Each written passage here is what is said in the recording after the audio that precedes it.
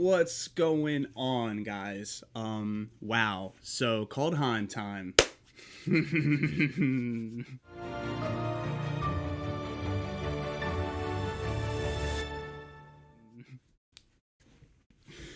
So, we pre-ordered the Kaldheim bundle. Unfortunately, we only got half of it. We did not get the Mastery Pass because I be broke like that. But we got some Kaldheim packs, guys, so we're going to craft these open. We're going to talk about some things. Yeah, so I hope you guys enjoy this kind of content. I hope you guys enjoy the discussion piece and everything, the opinions.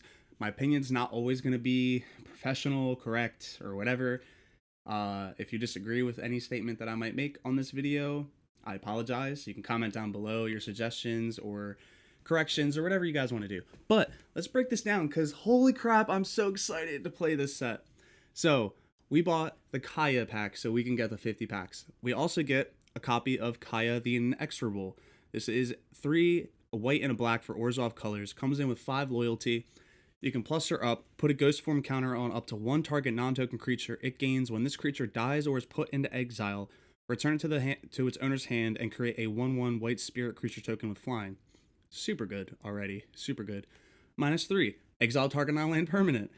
That's what Orzhov does the best, and it's about time that they put this effect on Kaya. I mean, they had it on the 3-mana Kaya from Guilds of Ravnica, but it only hit like creatures with CMC 1 or less or something. It was like super whack.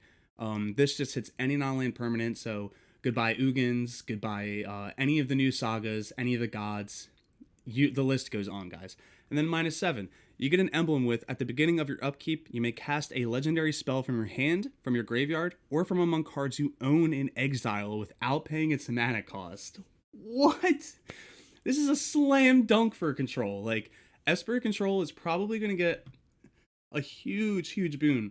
Like, let's see, we have... So I'm just going to slide this over right here for you guys so you guys can see what I'm looking at here. So we have a pretty standard Esper Doom Foretold featuring Urian, the Sky Nomad. We already know and love this card, quote unquote. Dream Trawler, the whole 9. And then that plays cards like Doom Foretold, Elspeth's Nightmare, Omen of the Sea, Treacherous Blessing, the list goes on. Basically, what this deck wants to do is play a lot of value-generating enchantments that when they come into play, they do something, and then Urian can blink them. It also plays Urian as the companion, so you have, you can cast it, you can bring it to your hand and then cast it or whatever. Generates absurd amounts of value while also sacrificing your permanents, but I think what the biggest gain for this deck is honestly Kaya, because yeah, you can play a lot of the new sagas in this set for Esper Doom or whatever. I think Kaya the Inexorable is really good as like a 1 or 2 of slot in, because in the sideboard you can just alter this to be a legendary wish board. You can play the sagas, they're legendary. You can play your the 4th copy of Urian out of the sideboard. It also just gets the reset. You get to exile the non-land permanents over and over again. Seems really good. So we're going to go ahead and tuck this away for now and get back into the arena. Let's start off by opening one at a time for like the first, I don't know, maybe 10, maybe first 10 or 15 packs. So one big thing to note, all the dual lands in this set are snow lands. The tapped lands are snow lands. So you can actually tutor them in older formats with like the OG duels like Windswept Heath and Polluted Delta, all that good stuff, Flooded Strand, the list goes on. These actually have the keyword basic land types, so you can tutor them into play, and they count as snow permanents, which is super, super strong for, older formats and everything. Now let's get into the rest of the stuff. So for some of our uncommons, Elven Bow, when it enters the battlefield, you may pay 2. If you do, you create a 1/1 green elf warrior creature token and then attach it to it. Equipped the creature gets +1/+2 and has reach. This card is okay. I can see this being like maybe a 1 or 2 of in an elf deck or potentially a warrior based deck. Then we also have a copy of what the heck? Our first rare of this set was Battle Mammoth. Okay, so 5 mana 6/5 with trample. Whenever a permanent you control becomes a target of a spell or ability an opponent controls, you may draw a card. Then you can foretell this for 2 and 2 green. What foretell does is during any of your turns, you can cast it into exile for 2 colorless, and then your opponent can't interact with it basically, and then as long as it's exiled this way, you can foretell it at a later turn. So essentially you can just play this on 2, and then foretell it on 3 if you have like any ramp or anything, and then this is just a big beater, just a nice 6/5. Let's get back into Kaldheim. For our uncommons, we got the Rune of Morality. So there are 5 runes, Mortality, I'm sorry. There are 5 runes, and they actually can enchant a creature. They can enchant any permanent, basically.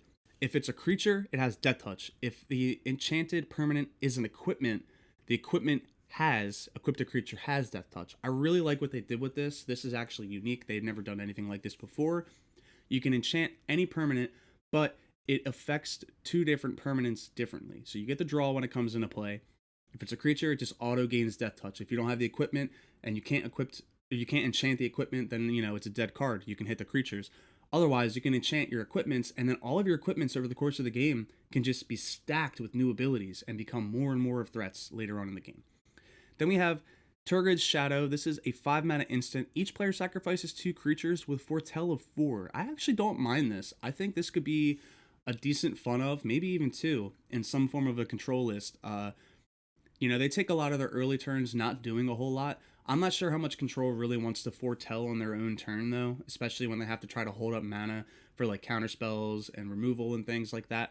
But I can see this being like maybe a fun, just one of auto include kind of deal, because sacrificing 2 creatures is pretty strong. And if it's like, you board wipe and everything, and then the only creature they have is like, I don't know, Heliod or some other god or some other indestructible, hard to deal with type thing, hexproof, the list goes on. This gets over that and it makes your opponent sacrifice 2 creatures. So that's pretty cool. And it's each player actually. So this could be even better in like a self-sacrifice list, maybe. Like this could be a nice little janky one include for like Rakdos-Sack. Who knows? New Village Rites. They reprinted this very soon actually. And I gotta say, the new art is amazing. Yeah, that's really cool. Getting into our rare, Reflections of Littjara. This is a 5-mana enchantment. When it enters the battlefield, you choose a creature type. Whenever you cast a spell of the chosen type, copy that spell. Wow. Wow. That's really cool. And the art kind of like reminds me of slivers, even though they're not. They kind of look like plague masks. It looks like slivers wearing plague masks, kind of. That's really sick, actually. So yeah, obviously this is like a slam dunk in slivers, EDH or something like that, or any tribal based strategy altogether. What colors could we play this in, you might say? And I can't really think of what in blue. I mean, we could do rogues. You can do. I might try to throw this in my ninja deck, honestly. In Commander, there's a few applications for this, but I'm actually a little stumped on what to do with that in Standard or Historic. So if you know anything, shout down below and give me suggestions. Getting into our next pack, we got the Gruul Snow Dual Lands, pretty cool. Agar the Freezing Flame for one of our uncommons. This is 1 blue and a red, so is it colors for a 3/3. Whenever a creature or planeswalker an opponent controls is dealt excess damage, if a giant, wizard, or spell you controlled dealt damage to it this way, draw a card. It's okay. And it's whenever a creature or planeswalker. So I guess this can trigger multiple times in a turn. This actually seems kind of interesting. The more I look at it, I think this could be playable. Getting into our other uncommon, Colossal Plow is a 2-mana colorless 6/3. What? When it attacks, add 3 white and you gain 3 life until end of turn. You don't lose mana as steps and phases end. Crew 6. There's got to be something here, right? Like I could just play like a defender build again. I just played one a couple days ago. I could just play another defender build, crew this by like turn 3, generate some mana. Yeah, but triple white though, like what do you cast with triple white? That's kind of booty. Either way, this is definitely a unique card. I think the vehicles in this set, they really took a lot of like, they took a lot of gambles with these cards, and I'm pretty excited with what they went with. Ooh, Blessing of Frost. For our rare, this is 3 and a green for a snow sorcery. Distribute X 1/1 counters among any number of creatures you control, where X is the number of snow spent on to cast this spell. Then draw a card for each creature you control with power 4 or greater. Pretty good. So at most, though, it puts 4 counters on up to 4 creatures for 4 mana at sorcery speed. I don't really think this is an include in the snow decks. I mean, I guess this could be like a 1 or 2 of, just because it draws cards, and that's probably like what that deck needs. But the snow list, I'm not really sure it even needs this. Like, Just play this god. I don't know his name yet. It's what's his name? This is Jorn, God of Winter, which we did not open that creature yet, but the Snow Sorcery is okay. He's got like, what are you chewing on?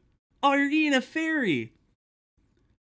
Oh, oh no, you're eating a fairy. All right, so 3 mana 2/2. Whenever you cast your second spell each turn, put a 1/1 counter on Infernal Pet and it gains flying. That's terrible. I mean, in limited, this is probably a slam dunk, right? I mean, a 3 mana 2/2 is already like decent rate for limited, and then it just has an upside of having evasion and it grows. That's cool. But like after turn 3, how many cards do you realistically have in your hand to be able to hit that second spell clause each turn? Like that's not going to happen as often as you would like it to. We got an uncommon wild card. We also have Bloodline Pretender. This is a 3 mana artifact creature shapeshifter with Changeling. As it enters the battlefield, choose a creature type. Whenever another creature of the chosen type enters the battlefield under your control, put a 1/1 counter on Bloodline Pretender. So this is basically just a much worse Metallic Mimic. But it's cool because it's a shapeshifter. It's all creature types and at all times, so that makes it a little bit better than Metallic Mimic. But this is the only one that gets the counter. You can't place the counter and distribute them however you want to, like Metallic Mimic could. In the rare slot, we have Ascendant Spirit. This is a 1 mana 1/1. Ooh, this is the Figure of Destiny card. Okay, so 1 blue for a 1/1. You could pay 2 snow, and it becomes a 2/3 warrior, a spirit warrior with base power toughness 2/3 permanently. Then you can pay 3 snow. If it's a warrior, you put a flying counter on it, and it becomes a spirit warrior angel with base power and toughness 4/4 permanently. And then you could pay 4 snow. If Ascendant Spirit is an angel, put 2 1/1 counters on it, and it gains whenever this creature deals combat damage to a player, draw a card, which is also permanent. But you can just keep dumping mana late in the game to put counters on it. This is probably really good. It's a little unassuming at first. Mana sync creatures have always been kind of hit or miss for me. Warden of the First Tree was one of my favorites back in Khans of Tarkir Standard, which was very similar to Figure of Destiny. I think Figure is just like the ultimate version of this type of effect, but this gets flying. It gets bigger. It becomes a lot of relevant creature types like Spirit Warrior, Angel. Those are all like very relevant tribal types. So pretty cool card. Pretty cool card indeed. Okay, getting into the rest. We have Bredegard Stronghold. This is the Selesnya dual land the Selesnya utility land. These lands come into play tapped. They tap for 1 color, but you can pay whatever 2 colors it is and sacrifice it to do an effect. This one is by far probably one of the cheapest to activate. I'm not sure if it's the strongest though. So two white and a green and tap it. So it's 4 mana total because you have to tap and sacrifice it. Put a 1/1 counter on each of up to 2 target creatures you control. They gain vigilance and lifelink until end of turn. Activate this ability only anytime you can cast a sorcery. Why do they even have to add that clause? Like, I'm pretty sure 2 or 3 of the other ones don't have the sorcery speed clause, and they're just obviously better. Being able to play them or activate them at any time helps. And the fact that they come into play tapped already gives you a huge disadvantage on your mana, and you have to sacrifice it. You don't get the effect. This is not anywhere close to Gavany Township, which is just what this is trying to be. Gavany Township is just way better. But I digress. In the other uncommon slot, we got Nico Defies Destiny. This is 1 a white and a blue for a saga. All sagas, I believe, are considered legendary. For the first lore, you gain 2 life for each foretold card you own in exile. That's really bad because, like, first of all, how many cards could you foretell by turn 3? This is not going to get you a lot of value, I don't think, unless your entire deck is built around it. And even still, foretelling on your turn just does not seem good. If you get paired up against an aggressive matchup, you're spending your first few turns doing literally nothing while your opponent's beating you down, and then like how much value are you actually going to accumulate from that? I'll have to like really test it and see, but on paper, I don't think foretell is as strong as people are giving it credit for. The second lure, you add a white and a blue, spend this mana only to foretell cards and cast spells that have foretell. So, that makes this card a little bit better because it synergizes with it. I see what they're trying to do, And then the third lure, return target card with foretell card from your graveyard to your hand. So yeah, I mean, in a dedicated foretell build, this is probably an occlude. But like a lot of my favorite foretell cards that I've seen in spoiler season aren't even in blue or white, so I don't know about this card. Getting into our rare, Crippling Fear. It's a 4-mana sorcery. Choose a creature type. Creatures that aren't of the chosen type get -3/-3. Pretty cool. So this is just like a one-sided board wipe, or attempt at a board wipe in most creature-based strategies like tribal. I guess elves could probably pick this up in the sideboard or something. I can't see this making main board play at all. -3/-3 is nothing to sneeze at, but there's so many cards that just have 4 or more toughness right now. Like there's a super ton, and they all see a lot of play. So yeah, like out of the sideboard, this could be really good against smaller aggro matchups and stuff like that. I could see this definitely being a sideboard inclusion for the green-black elves list that I think is going to be a thing in standard, but we'll have to see. All right, everybody, we're back. I took a super quick cut. It happened in an instant for you guys, but it was like 20 minutes. I paused the video to craft all of the commons and uncommons that I can afford. I went from like 270 something commons and a little over 140 uncommons down to 0. Crafted everything I could out of Kaldheim, and there's still more to craft. So we're gonna finish up 5 more, and then we're gonna jump into 10 at a time and just talk about the rares. Getting into this next pack, Ascent of the Worthy. This is 1 and Azorius colors for a saga. The first 2 lures, choose a creature you control. Until your next turn, all damage that would be dealt to creatures you control is dealt to that creature instead. Oh, wow. This plus Thrash Taunter, or Brash Taunter, guys? Brash Taunter, guys? This seems cool. And then 3. Actually, wow, this is a slam for that deck. Return target creature card from the graveyard to the battlefield with a flying counter on it. That creature is an Angel Warrior in addition to its other types. Yeah, I really think that we can make some Marty Brash Taunter work. Like, this is definitely going to be a deck in the future, so stay tuned for that one. Skemfar Shadow Mage, 4 mana, 2/5. When it enters the battlefield, choose 1. Each opponent loses X life, where X is the greatest number of creatures you control that have a creature type in common. So this actually is very reminiscent of Shaman of the Pact. And for those of you who are not familiar with that card, go ahead and pull that bad boy up on screen for you. It's probably super terrible quality. I don't even know if you can even see this, but Shaman of the Pact. When it comes in, it deals damage equal to, or target opponent loses life equal to the number of elves you control. So it's literally the same exact thing. It's almost the same exact thing, just costs 1 mana more. And our rare, Haunting Voyage. Cool. All right, I'm really glad I opened this. 6 mana sorcery. Choose a creature type. Return out the two creature cards of the chosen types from your graveyard to the battlefield. If this spell was foretold, instead return all creatures of the chosen type from the graveyard to the battlefield. Wow. So this is like auto-including elves, I think, across the board. I think historic elves and standard elves could probably really have something to gain from this. 7 mana is a lot, but like in historic, generating 7 mana is not hard. Foretelling it and casting it later on is not very difficult. This is what I mean. Like, this is probably one of the best foretell cards, and it costs the most. But it's just, the effect is super good. It's really good. This is actually Patriarch's Bidding, I believe. Basically, if you foretell it, it's just Patriarch's Bidding, which returns all creatures of a chosen creature type from all graveyards, I think, to the battlefield. So yeah, wow, I'm definitely going to be brewing around that for sure.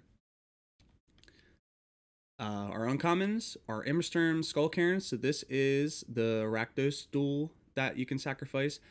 It's 4 and tap and sack, so it's 5 altogether. It deals 3 damage to target player. That player discards a card. Activate this ability only anytime you can cast a sorcery.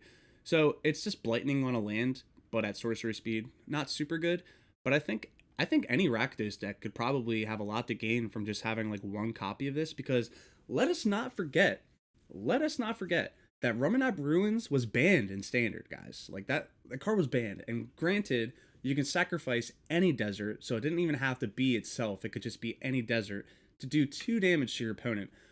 But, and what? It cost 4 and tapped itself, so it was 5. It cost 5 mana to activate that ability. Same as this, but deals 3 damage to a player, and they discard a card. So there's a little bit more value out of it on the upside. You can't activate it at instant speed like Ruminap Ruins.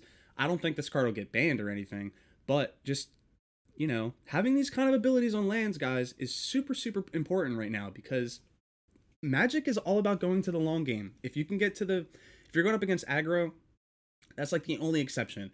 Mid-range, control, you know, all those kind of decks, they usually go long, and you need, it's all about resources, and having the most resources by the end of the game is really what's important right now. And I'm going to turn on my lights because I just realized you probably can't even see me very well. But anyway, I like this card. I think it's super good. And then our rare is Asika's Chariot. This is one of my favorite cards from the set. Just because look at this cat. Look at these cats. They're, I want to pet them. I want to pet them so bad. Psst, psst, psst, come here. Psst, psst, come here, cat. Come here, please. 4 mana. Legendary Artifact Vehicle. It is a 4/4, and the best part is it synergizes with itself. So it comes in, it creates 2/2/2 green cat creature tokens, and when it attacks, when the vehicle attacks, you can create a token that is a copy of target token you control. That's any token. So this copies your Jace Mirror Mage tokens if you have those. It copies you know, your treasure tokens if you need them to, your food tokens if you need them to. Any token permanent at all can be copied with this, and that's really good. And the fact that it creates the 4 power you need to crew it, I mean, guys, this card's great. It puts 8 power on the board for 4 mana, technically, and being able to crew itself the same turn it comes in, regardless of your board state, I think this card actually has a lot to do in Standard. Okay, we're getting down to the last 3 of our first 10 packs. We have the Selesnya Snowland. We got another Village Rites, which is cool. Struggle for Skemfar is a 4 mana sorcery. Put a 1/1 counter on target creature you control. Then it fights up to 1 target creature you don't control. And you can foretell it for 1. So it's not bad. It's a slightly better Prey Upon, but you have to pay more mana. So it's like, is it really that good? I mean, Primal Might does this effect for 1 mana cheaper. Technically, it gives you the +1 and fights another creature for 2 mana instead of, you know, at the minimum 3, but it's not bad. It's just probably really good and limited, I would imagine. Narfi Betrayer King. This guy's cool. So 3 in Dimir colors for a 4/3 legendary snow zombie wizard. What a creature type. Other snow and zombie creatures you control get 1/1. Oh man, so they finally got allured. Snow creatures got allured. Really cool. You can pay 3 snow to return Narfi Betrayer King from your graveyard to the battlefield tapped. Instant speed, guys. Instant speed. Like, this is like a rare that was printed on an uncommon. Like, most lords nowadays are like rares, I guess. But being able to just bring him back for super cheap, and like, sure, he costs 5. You never have to play him for 5. Like, if you play this in the right kind of deck, you can just mill yourself and bring him back on turn 3 at the earliest, and then being able to bring him in during combat on your opponent's turn to give all your creatures that +1. This card is nuts. This card is really good. Icebind Pillar is a 3 mana snow artifact. It's pretty cool. You can pay 1 snow, tap target artifact or creature. So this is like Pacification Array or something, a little bit worse. Or Icy Manipulator, rather. That's the original, but this card's not bad. It might see some fringe play in Standard. Another Haunting Voyage. Is that like 2 packs in a row? Is that 2 or 3 packs in a row? Regardless, so we got 2. I think that's all we really want. I'm not sure we actually need the 3rd or 4th copy of that, but getting into our next pack, we have Ruined Crown, 3 mana artifact equipment. When it enters the battlefield, you may search your library, hand, and or graveyard for a rune and put it onto the battlefield attached to Rune Crown. If you search your library this way, shuffle it, equipped a creature gets +1/+1. This card is amazing. Like, the runes are pretty cool, but like having an artifact equipment that tutors them to itself, like straight into play attached to it, super super cool. I think that Rune's Crown could be like a four of in an artifact or an equipment deck, and you could just play like, you know, one or two copies of the important runes in whatever color that you're in, being able to tutor them out into play, and then yeah, this card's great. Our other uncommon, Carter's Vicious Return. This is 2 in Rakdos. This is one of the cards I was talking about yesterday in the Rakdos video that I think this card might actually be a slam in that deck too. You may sacrifice a creature. When you do, it deals 3 damage to any target. And then the second lore, each player discards a card. The third lore, return target creature card from your graveyard to the battlefield, put a 1/1 counter on it. It gains haste until your next turn. So it does a lot. You sacrifice the creature, deals 3 to any target. So that can either be a kill spell to a creature, it could pick off a planeswalker, it can just put your opponent's life total lower. Then you discard a card that plays the attrition game. So it's like getting rid of your opponent's resources. You get to discard something that could be relevant for the third chapter. And then you have the option of returning either what you sacrificed or what you discarded to bring back. And like, imagine sacrificing like an Archfiend's Vessel to this to be able to kill something and like relevant, and then getting that back as a 5/5. It's like, guys, it's really really good. And then you can bring back, it's any creature though, it's any creature, and it gets haste. So imagine like the big dumb things you can reanimate. In Historic alone, you can bring back Ulamog, Craterhoof. Like, Craterhoof already has haste or whatever, but like giving an Ulamog haste and getting it back on turn 4. Well, I guess it'd be like turn 5 or 6 by the time this actually resolves all the way, but still. Getting into our rare, we got Bergie, God of Storytelling. Oh, yes. I've been, oh man, I'm so excited. Bergie, God of Storytelling. This is 2 in a red for a 3/3. So 3 mana 3/3, already a pretty decent rate. Whenever you cast a spell, add red. Until the end of your turn, you don't lose mana as steps and phases end. Wow. Creatures you control can boast twice during each of your turns rather than once. So the boasting clause is pretty cool. I imagine the boast deck is gonna slam all 4 copies of this, maybe 3. But yeah, this card's insane. But what I want to use it for, you guys remember that paradox engine deck I played the other day with Emery and like Keenan and shit? This is a slam. This is a slam dunk in that deck for multiple reasons. So it's a legendary creature. So we get to tap our Mox Amber for red. We can also tap our Mox Amber for red if we play the legendary half, the artifact half of this card.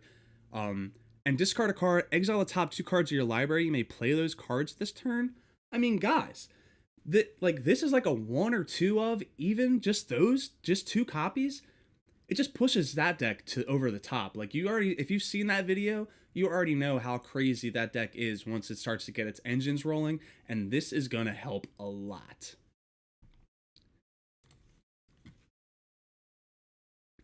All right, getting into our last pack of the first 10, and we got Surtland Frostpire. This is the Izzet dual land, and again, you can only activate it as sorcery. It is 5 and itself, so 6 damage to scry 2. Deal 2 damage to each creature. Activate this. Only time you can activate a sorcery.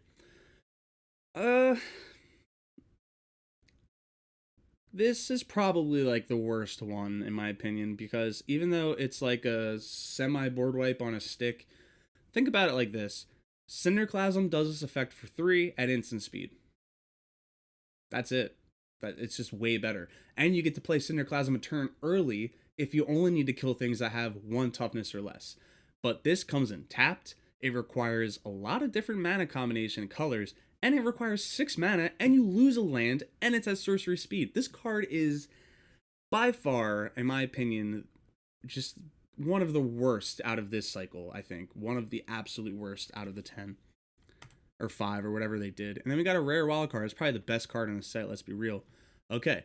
Getting into 10 at a time now. We're not going to cover commons and uncommons. We are going to cover all the rares. Okay, so what did we get?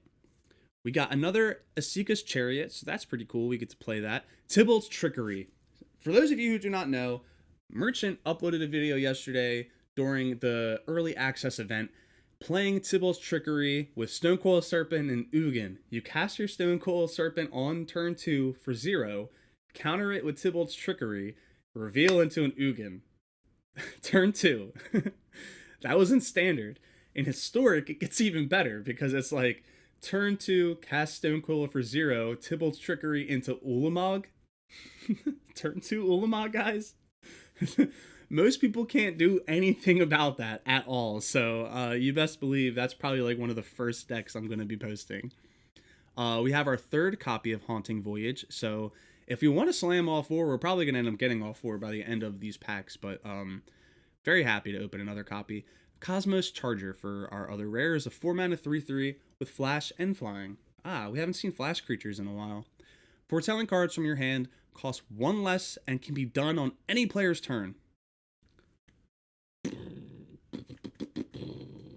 So I think we figured out how the Foretell deck could be better. It's a 4-mana 3/3 that doesn't do anything the turn it comes in, but you can flash. It trades with stuff in the air. It blocks a decent amount of stuff. But the important thing is foretelling your cards on your opponent's turn and the reduction. So foretelling costs 2 colorless. Being able to do it for 1 colorless at instant speed makes them so much better. Like unbelievably better. So this could be like a build around for sure. And same with this. Dream Devourer is another card that we've opened. It is a 2-mana 0/3. Each non-land card in your hand without Foretell has Foretell. Its Foretell cost is equal to its mana cost, reduced by 2. So whenever you foretell a card, Dream Devourer gets +2/+0 and a turn. The foretelling part's like, okay, that's that's not the important thing. The important thing is this guy makes every single thing you own, have foretell. So you can exile them for 2 colorless, put them aside. Then they all cost whatever their CMC is minus 2 colorless. So if you were to, like, let's say this did not have foretell, right? Like, just imagine Haunting Voyage does not have foretell. You foretell it for 2, and then you can cast it for 6 minus 2 colorless. So it would be 4 color. It would be 4, 2 colorless and 2 black to play this card from your foretell exile zone with this guy in play. That's pretty good. Getting into our other rares, Dragonkin Berserker. I'm actually really excited for the Berserkers in this set too. There's a lot of them. 2-mana 2/2 with first strike. It's already pretty good. Boast abilities you activate cost 1 less to activate for each dragon you control, and you can boast it for 4 and a red, create a 5/5 red dragon creature token with flying. So you can only boast once a turn unless you have an effect that says you can do it again, right? So when I first read this card, I was thinking like, oh my god, like could you imagine?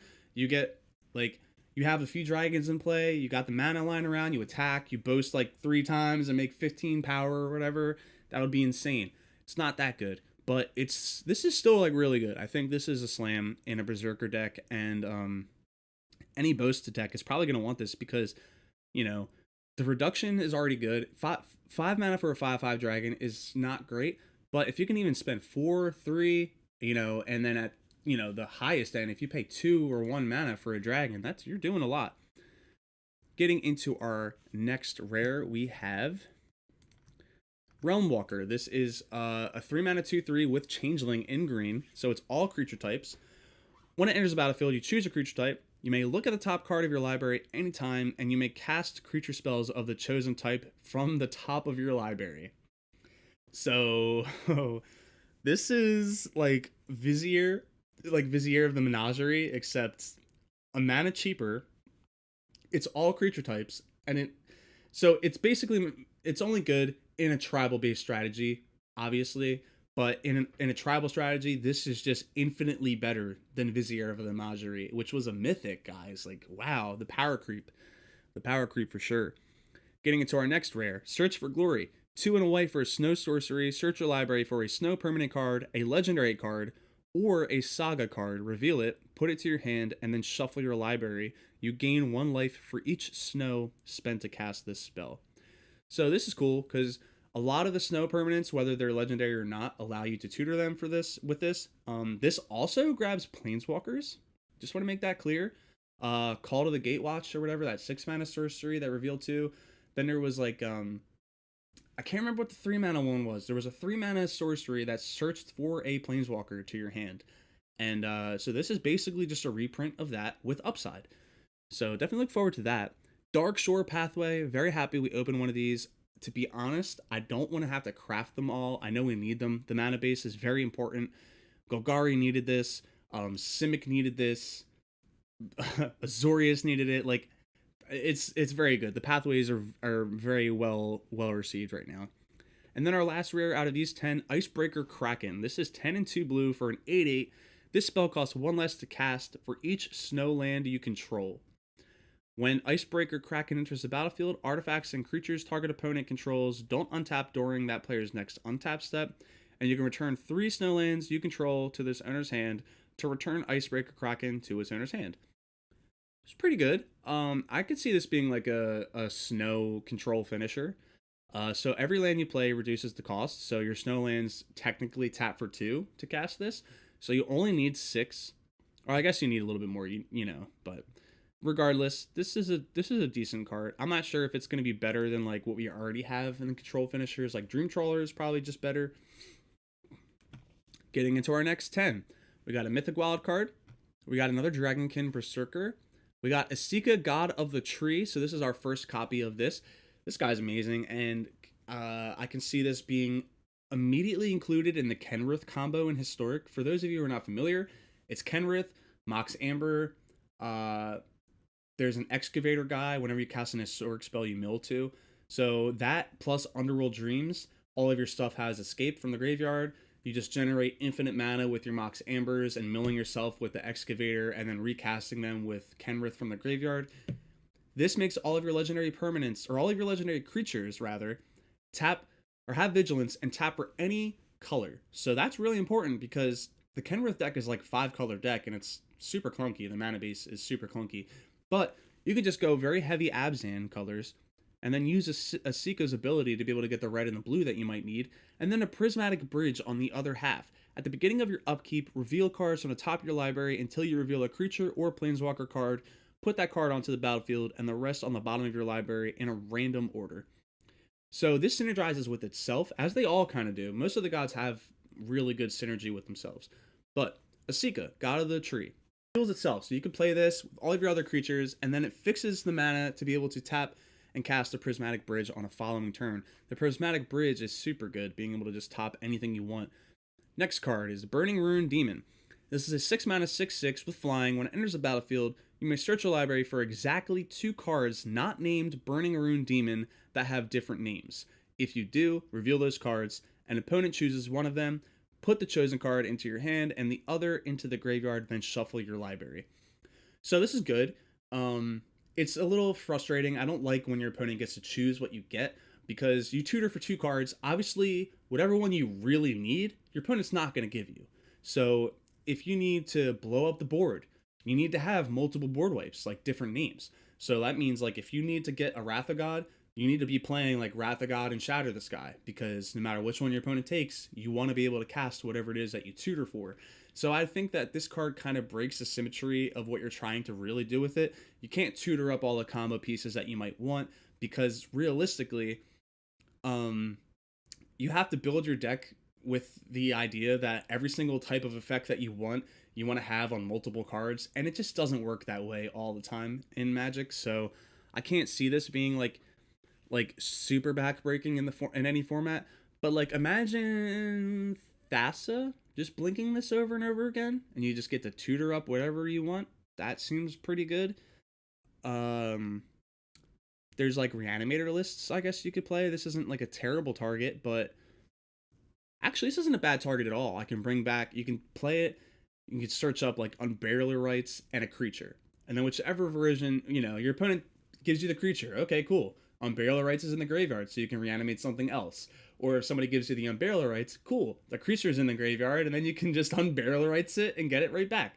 So like, there's some synergy with this card. I think that people overlook, but it's still, it's a little awkward at the Mythic slot. I don't think that this is necessarily Mythic level of Magic, but this is definitely a good card. Getting into our next Mythic is Starnheim Unleashed. This is 2 and 2 white. For a sorcery, create a 4/4 white Angel Warrior creature token with flying and vigilance. If this spell was foretold, create X of those tokens instead, with a foretell cost of 1 white and double X. Wizards, stop trying to fix previously broken Magic cards by making them infinitely worse. So this is Entreat the Angels. If Entreat the Angels was born in some twisted laboratory by some guy who just wanted to like copy Wizards of the Coast and make his own card game, because this card is terrible. This card is terrible. Sure, you get a 4/4, 4/4 mana. You know how many other better things there are to be doing for 4 mana already? The thing that made Entreat the Angels really good is that you can play around it. You can dictate when you were going to draw it based off of like if you had like scry effects or any way to manipulate the top of your library, and then being able to just reveal it. The X was always 1 white. It was 1 white and X, so it was just infinitely cheaper versus its original cost being, you know, like double X or whatever it was. I don't think this card has it. I don't think it has it because you have to foretell it for 2, and then let's say you want to play it the next turn, right? So on the next turn, you have to pay 3 mana to get 1 angel. So 3 mana for a 4/4, that's not great. 5 mana for 2 4/4s, that's a little bit better. 7 mana for 3 4/4s, 9 mana for 4. Like, it scales okay, but it's not Entreat the Angels, guys. It's not. It's not. Getting into our next rare, Herald Unites the Elves. This is 2, a green and a black for a saga. The first chapter, mill 3 cards. You may put an elf or Tyvar card from your graveyard onto the battlefield. So the elves have a lot of synergy with themselves in this set, like a lot of synergy. And I feel like the deck just kind of builds itself. Tyvar, this, Herald himself, that 4 mana elf that we were talking about that's similar to Shaman of the Pact. You know, it's building itself. We got another Mythic Wild card that's really good. Showdown of the Scalds is a 2 red and a white for a saga. Exile the top 4 of your library. Until the end of your next turn, you may play those cards. And then the second and third chapter, whenever you cast a spell this turn, put a 1/1 counter on target creature you control. I mean, it draws 4. Like, that's, you know, that's probably the best part about this. What was the one card? You know, something of the Wilds, Enter the Wilds or whatever, the 5 mana card that got banned. You exile the top 5 and you get to play them. Of course, you also get to play an additional land, and that's kind of cheesy. But yeah, I mean, in Boros, they don't have a lot of like good draw effects, and this draws you 4 cards, so that alone is probably good. But the second and third chapter are just terrible. Like, they're just super bad. And then getting into our other rare, we got Kolvori, God of Kinship. This is the first one we've opened, I believe. This is a 4 mana 2/4 legendary creature god. As long as you control 3 or more legendary creatures, Kolvori gets +4/+2 and has vigilance, so it becomes a 6/6 with vigilance. Then you may pay 2 and tap it. Look at the top 6 of your library. You may reveal a legendary creature card from among them and put it into your hand. Put the rest on the bottom in a random order. So this is another card that could probably be slotted into the Kenrith deck, if at all, at least as a one of, because it just you know, it pulses the top for you guys to be able to tutor up cards. And then the other half, the Ringheart Crest. This is a 2 mana legendary artifact. When it enters the battlefield, choose a creature type. There's a lot of cards that do that in this set, and I love that. Tap, add a green, spend this only to cast a creature spell of the chosen type or a legendary spell. Yeah.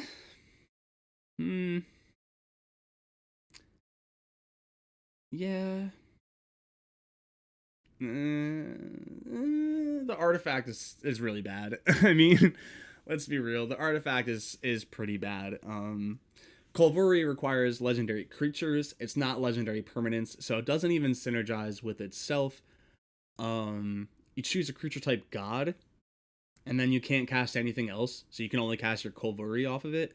I think the artifact half is terrible, to be honest, but the creature half it's good enough, I think, that it could be included as at least a one of, because again, looking at the top 6 and grabbing something off of that once a turn is nothing to sneeze at, especially in green.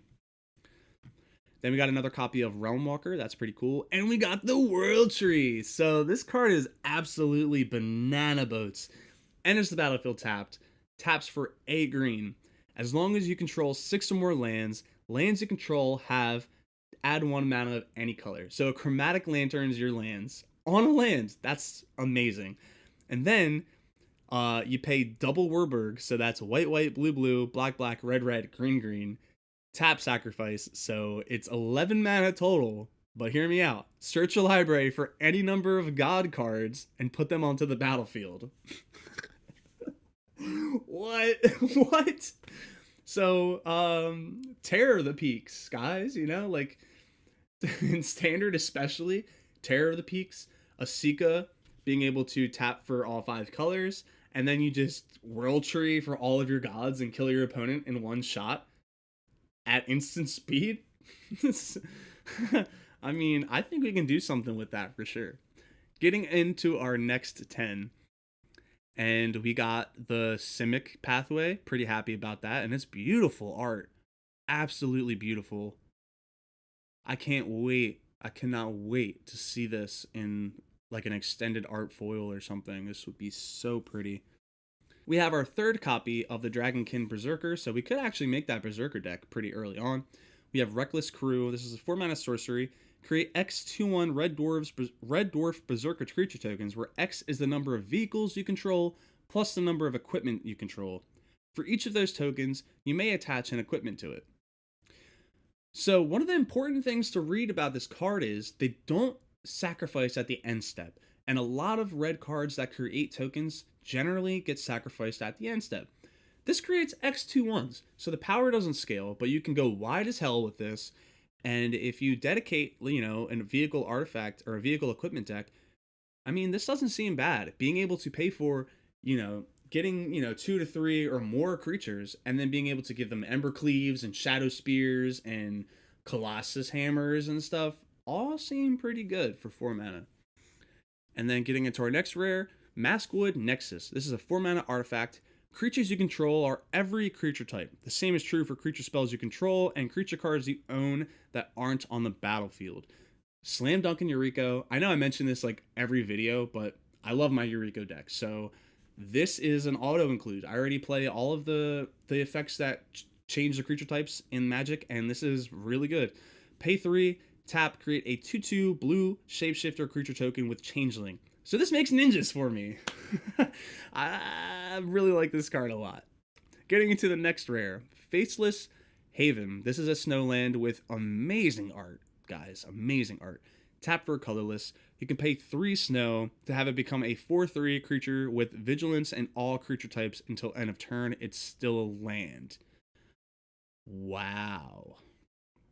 So it's not quite Mutavault, but it's damn close. It's damn close to being Mutavault. And for being, 2 mana more on the activation to get 2 more power and extra toughness and vigilance is not bad. And the fact that it synergizes with any tribal strategy, I don't know, guys. This could be one of the real deals. Jorn, God of Winter. We finally opened it after 40 packs later. It's a 3-mana 3/3. When it attacks, untap each snow permanent you control.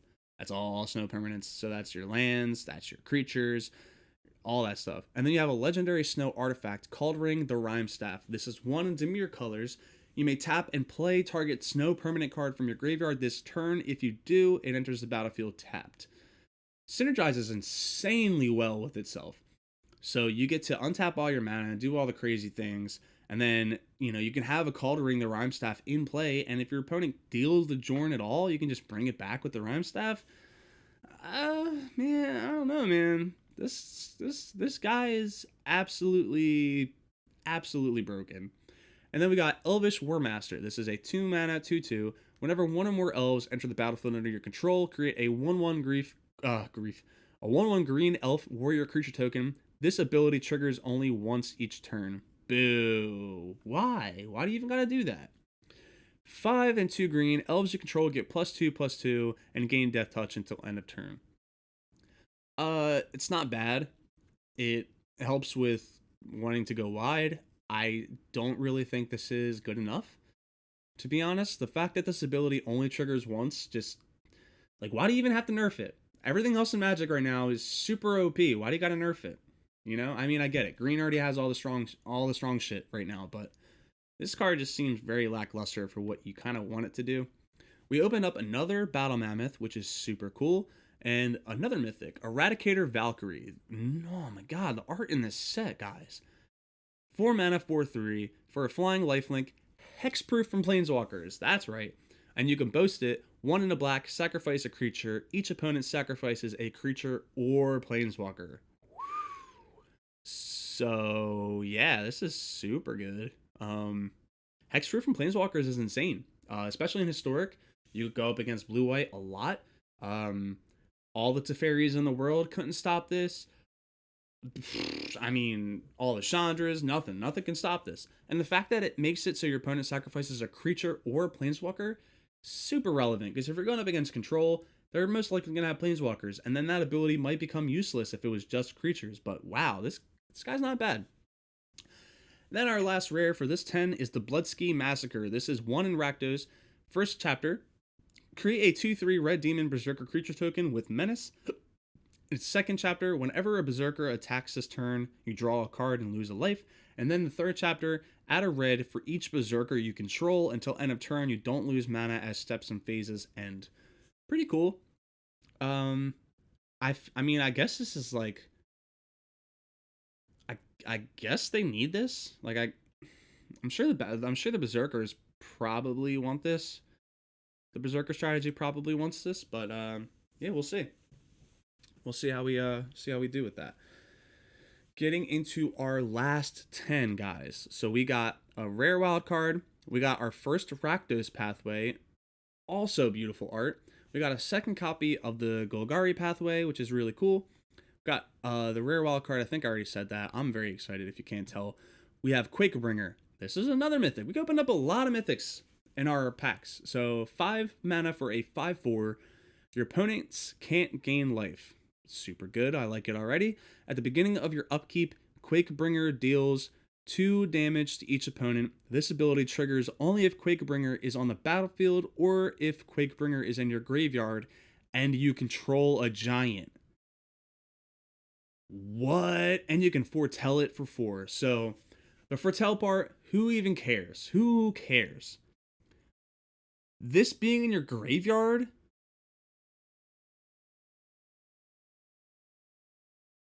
as long as you control a giant and it's per copy. So like if you had 1 in the battlefield and 1 in the graveyard, you're dealing 4 to your damage on every one of your upkeeps. I mean, this seems like a slam dunk. I really like this guy a lot. As you can tell, I haven't even looked at most of the spoilers prior to this, so I'm seeing a lot of these cards for the first time, and I'm taken away. This is fantastic. Getting into our next rare, the Bears of Littjara. This is 1 mana, a green and a blue for Simic and Saga. The first chapter, create a 2/2 blue shapeshifter creature token with Changeling. That's pretty cool. Second chapter, any number of target shapeshifter creatures you control have base power and toughness 4/4, and that's permanent. And then the third chapter, choose up to 1 dark creature or planeswalker.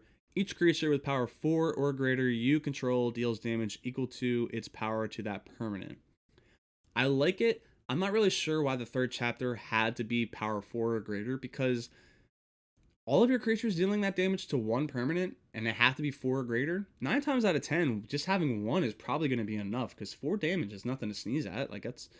I wish it was just, all of your creatures just dealt their power to, to the Planeswalker or whatever, but I digress. Getting into the next card, Graven Lore. This is a 3 and 2 blue for a snow instant, Scry X, where X is the number of snow spent to cast this spell, then draw 3 cards. So you can scry up to 5, which is pretty cool. I mean, I could see this being played in the snow deck just because of the synergy, but there's better cards. You could play like Into the Story that draws you 4 cards for 4 if you're in the mill strategy. That's a little bit better. But if you're not in the mill strategy, this isn't like a bad alternative. Getting into our other rares. Runeforge Champion is a 3 mana 2/3. When it enters the battlefield, you may search your library and or graveyard for a rune card, reveal it, put it into your hand. If you search your library this way, shuffle it. You may pay 1 rather than pay the mana cost for rune spells you cast. So that's pretty cool. All the runes cost 1 in a color, like whatever their color is. So it's always 2 mana. Being able to just remove the color identity from it entirely and cast it for 1 means that you could technically play all 5 runes in a mono white Runeforge champion deck if you really wanted to. And that doesn't seem like super bad, I guess. He's a 2/3 on his own. He's not super impactful, but he searches something, so he does something the turn he comes in, whether he's dealt with or not. So it's not terrible. We've got another copy of Search for Glory. This is to be able to tutor up for Snow, Permanent, or Legendary, or Saga. So that hits a lot of things. And then we got Immersturm Predator. I really like this card a lot. This is another thing I think that could be included in the Rakdos deck. This is 2 in Rakdos for a 3/3 flying vampire dragon. Also very awesome creature types. Whenever Immersturm Predator becomes tapped, exile up to 1 target card from a graveyard and put a 1/1 counter on it. You can sacrifice another creature to have it gain indestructible until end of turn, tap it. So it synergizes with itself a lot. So you can attack, exiles on the attack step, and then it gets bigger. And then if your opponent tries to deal with it, you can sacrifice a creature and give it indestructible. And it also taps itself. So when it becomes tapped, it gets bigger and exiles a creature. So you can actually sacrifice a creature the same turn you play this, or you can just sacrifice creatures at instant speed whenever you want to tap him and exile a creature, or exile a card from a graveyard. So your opponent tries to escape Uro, you can just sacrifice a creature and tap this in response. Your opponent tries to bring back something with like a return instant or sorcery card or something, sacrifice a creature and nuke it. And it's just, this seems really good. I like this card a lot. It's super good against the mirror match specifically because you can sacrifice your own creatures to exile their Croxas, to exile their Archfiend's Vessels, their Lorises. The list goes on and on and on. This is a slam dunk. And then our last rare for today is Waking the Trolls. This is a 4 and a red and a green for a 6 mana saga. The first chapter, destroy target land. On a 6 mana spell, no thank you. Second chapter, return target land from your graveyard to the battlefield under your control. It's a graveyard, so it can be your opponent's land, your land, whatever. And third chapter, choose target opponent. If they control fewer lands than you, create a number of 4/4 green troll warrior creature tokens with trample equal to the difference. This card is terrible. So you're in Gruul, you're in green, you're gonna have more lands than your opponent 9 times out of 10. And if you don't, you're probably just missing your land drops, realistically. Getting the 4/4 with trample is cool, but they don't have haste, so you get a bunch of dudes, pass, your opponent board wipes, then what have you accomplished? You spent 6 mana to destroy a land and get 1 land. So you spent 6 mana for, this should have been like 4. And the third chapter should not have been 4/4 creatures. They should have just been like 3/1s or something. They could have nerfed it and scaled it down a little bit. 6 mana for this effect is absolutely awful. I can't imagine this being very effective in standard at all. It makes trolls and they're warriors, so that's cool. If they were giant trolls, that'd be cool. That would be much more synergistic with what other things you want to do with these colors. But I don't see it. I don't think Waking the Trolls really has what it takes to do anything. But I could be wrong. I really hope I get my ass handed to me by this card one day, because then, you guys can just point and laugh in the comments. But either way. So that is 50 packs of Kaldheim, guys. And I'm really excited to say that I think we got a decent amount of stuff. Not everything we needed, but we do have some wild cards and things that we can craft. So just to show you guys what we have, we're going to go into the rares and the mythics. And this is our collection. So, feel free to pause the video right here if you would like to see.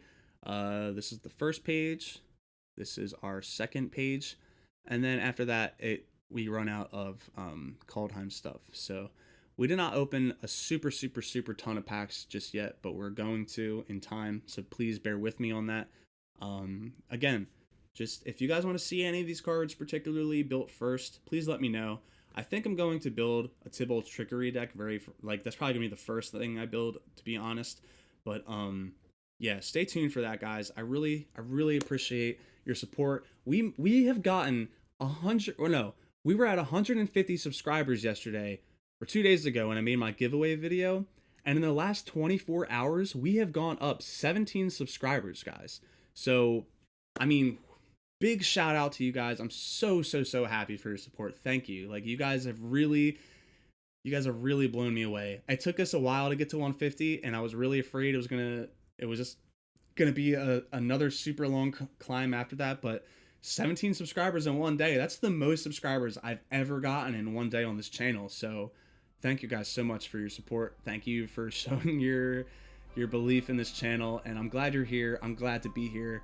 I'm Untap Your Go, everybody. I hope you enjoyed this video. Leave a like on today's video if you did. Subscribe and the bell for future videos, because we are going to be diving right into Kaldheim as soon as I am done recording this video. So stay tuned for that, guys, and I will see you all in the next video.